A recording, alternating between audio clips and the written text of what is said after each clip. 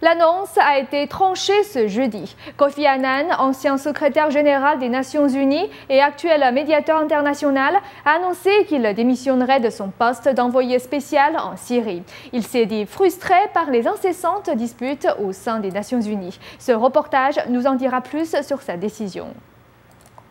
Kofi Annan, ancien secrétaire général des Nations Unies et actuel médiateur international, a annoncé ce jeudi qu'il démissionnait de son poste d'envoyé spécial en Syrie. Ce vendredi, il a annoncé qu'il continuerait de travailler pour une transition en douceur en Syrie.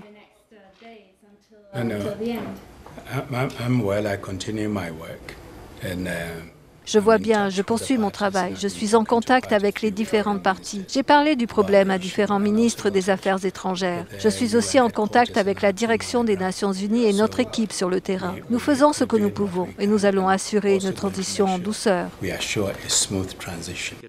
Kofi Annan s'est dit frustré des incessantes disputes au sein des Nations Unies, tandis que la rébellion armée contre le régime syrien du président Bachar al-Assad devient de plus en plus sanglante.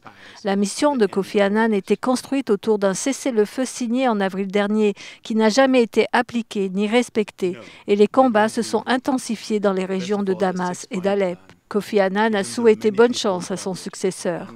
La Russie, les États-Unis, la Grande-Bretagne et la France se sont rejetés la responsabilité du départ soudain de Kofi Annan. Un diplomate en a profité pour démontrer l'inutilité d'un Conseil de sécurité impuissant pour la Syrie.